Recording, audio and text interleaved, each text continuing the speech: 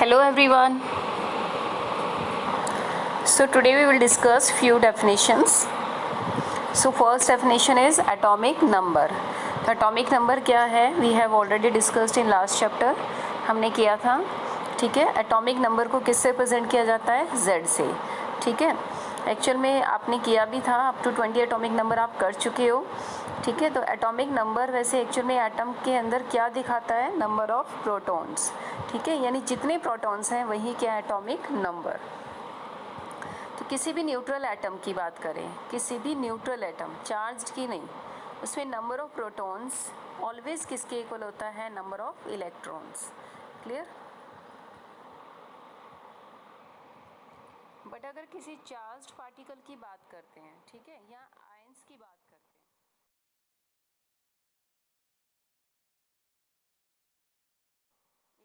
आप उसे कैसे लिखोगे? 2, 8, 1, ठीक है. अब मैं आपसे पूछ रही हूँ कि भाई ये अपने आप को स्टेबल कैसे करेगा? या तो अपने आप को 0 बनाए या फिर 8 बनाए, ठीक है. तो इसको 0 बनाना ज़्यादा इजी है बजाय किसके? 8 के. तो ये क्या कर देगा? इलेक्ट्रॉन को लूज़ कर देगा. इसने अपना इलेक्ट्रॉन दे दिया. देने के बाद अब क्या बचा? 2, 8, ठीक है. अब इसने लूज़ कर दिया तो साइन क्या आएगा? प्लस. कितना लूज़ किया? 1. यानी सोडियम पर चार्ज कितना होएगा? +1. बट आपको यहाँ अब मैं आपसे पूछती हूँ कि बताओ सोडियम में कितने प्रोटॉन्स हैं? तो आप क्या बोलोगे? उसमें प्रोटॉन्स कितने हैं? 11. क्योंकि जो एटॉमिक नंबर होता है वही प्रोटॉन्स होते हैं, ठीक है. बट अब यहाँ पर क्योंकि इस पर चार्ज आ चुका है, इसीलिए प्रोटॉन अब किसके इक्वल नहीं है? It is not equal two electrons. अब ये इलेक्ट्रॉन्स के इक्वल नहीं है. क्यों? क्योंकि अभी आपने इसमें से इलेक्ट्रॉन को एक इलेक्ट्रॉन इसमें से निकाल चुके हो. पहले इलेक्ट्रॉन्स कितने थे? 11. बट अब कितने हो गए हैं? कितने हो गए? 10. क्योंकि एक निकल चुका है. 2 + 8 कितना हो गया? 10, ठीक है. तो मैं एक बार फिर से आपको बता देती हूँ, एक एग्जांपल और ले लेती हूँ. जैसे ऑक्सीजन, इसका एटॉमिक नंबर होता है 8. कैसे लिखोगे? 2, 6, ठीक है. अपने आप को स्टेबल करने के लिए कितने इलेक्ट्रॉन्स और ले लेगा ये? 2. तो लिया इसीलिए चार्ज आया -2. अब मैं आपसे पूछ रही, बताओ ऑक्सीजन का एटॉमिक नंबर कितना है? आप बोलोगे 8, ठीक है. अब मैंने बोला बताओ कितना प्रोटॉन्स है? आप बोलोगे प्रोटॉन्स भी कितने हैं? 8. इलेक्ट्रॉन्स कितने हैं? वो भी आप बोलोगे 8. तीनों चीज़ इक्वल है अगर इस पर चार्ज नहीं है. बट अब मैं चार्ज लगा देती हूँ -2 का. यहाँ हमने अभी सॉल्व किया है -2 का. अब मैं बोल रही हूँ इसका एटॉमिक नंबर कितना है? 8. एटॉमिक नंबर कभी चेंज नहीं होता. प्रोटॉन्स कितने? अब भी कितने हैं? 8. क्योंकि प्रोटॉन्स नहीं निकाले हमने इसमें से. प्रोटॉन्स कहाँ होते हैं? न्यूक्लियस के अंदर. हम न्यूक्लियस में से कोई भी चीज़ नहीं निकाल रहे, हम निकाल रहे हैं इलेक्ट्रॉन्स को. तो इसका एटॉमिक नंबर भी 8 है, प्रोटॉन्स भी 8 है. बट इलेक्ट्रॉन्स अब देखो क्या अब भी 8 है? नहीं. इलेक्ट्रॉन्स तो इसने 2 और ले लिए. पहले 8 थे, अब 2 और लेने के बाद कितने हो गए? 10. क्लियर. तो अब कहने का मीनिंग क्या है? अगर वो चार्ज पार्टिकल है तो उसमें प्रोटॉन्स किसके इक्वल नहीं होता? इलेक्ट्रॉन्स के. बट अगर इस पर कोई चार्ज नहीं है तो atomic number, protons, electrons all are equal. So here again you need to learn all the atomic numbers up to 20. तो आपको एटॉमिक नंबर लर्न करना है up to 20. We have already discussed but again learn it. Now we will discuss mass number, ठीक है. Mass number को किससे represent करते हैं? ए से.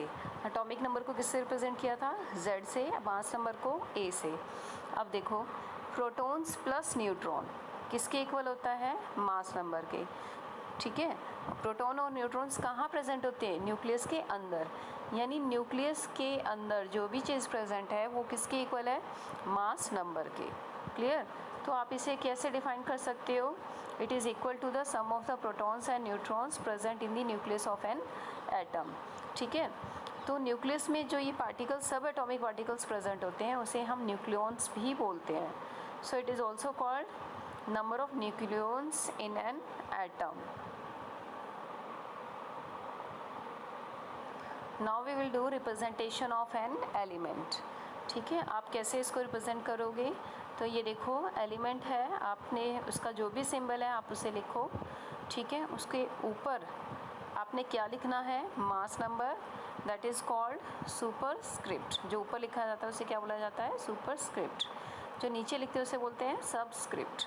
तो यानी सबस्क्रिप्ट क्या है, एटॉमिक नंबर, सुपरस्क्रिप्ट क्या है, मास नंबर। मास नंबर यानी एटॉमिक मास। ठीक है, तो मैं आपको एग्जांपल दे देती हूँ। जैसे सपोज आपने एग्जांपल लिखना है कार्बन, तो कार्बन का एटॉमिक नंबर कितना होता है, 6। आप नीचे लिखो। मास नंबर क्या होता है, 12, तो उसे ऊपर लिखो। ठीक है, मास नंबर को किससे प्रेजेंट करते हैं, ए से, एटॉमिक नंबर को जेड से। मास नंबर किसके इक्वल होता है, प्रोटॉन्स प्लस न्यूट्रॉन्स। ठीक है, एटॉमिक नंबर किसके इक्वल होता है, प्रोटॉन्स के। ये इलेक्ट्रॉन्स के भी इक्वल होता है अगर, मैंने आपसे क्या बोला, उस पर चार्ज नहीं है, वो न्यूट्रल है।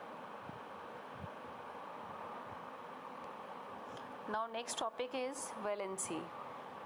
So what is valency? It is the combining capacity of an atom. भी एटम किस कैपेसिटी से दूसरे एटम से कंबाइन कर सकता है। तो एक्चुअल में वैलेंसी क्या है, जो आपने किया था कि how element can obtain charge, उस पर जो चार्ज आता है उसे ही हम क्या बोलते हैं, वैलेंसी। तो सोडियम पर चार्ज कितना होता है, +1। ठीक है, कैल्शियम पर चार्ज कितना होता है, +2। ऑक्सीजन पर चार्ज कितना होता है, -2। तो यही इसकी वैलेंसी है। ऑक्सीजन की वैलेंसी कितनी होगी, 2, sodium 1, calcium 2। Clear. So next topic you will do here, valence shell. So what is the meaning of this, जो आउटमोस्ट शेल होता है उसे ही क्या बोलते हैं, वैलेंस शेल।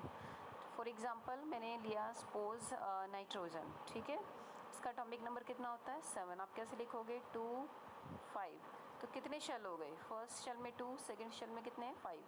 तो लास्ट शेल को क्या बोला जाता है, valence shell. So what is valence electron, भी लास्ट शेल में जो इलेक्ट्रॉन्स प्रेजेंट है उसे ही क्या बोलते हैं, वैलेंस इलेक्ट्रॉन्स। क्लियर। तो फॉर एग्जांपल ले लिया मैंने क्लोरीन। ठीक है, इसका एटॉमिक नंबर कितना होता है, 17। तो आप क्या लिखोगे, 2, 8, 7। तो सबसे बाहर वाला शेल तो ये हुआ, इसमें कितने इलेक्ट्रॉन्स हैं, 7। इसे क्या बोलोगे, वैलेंस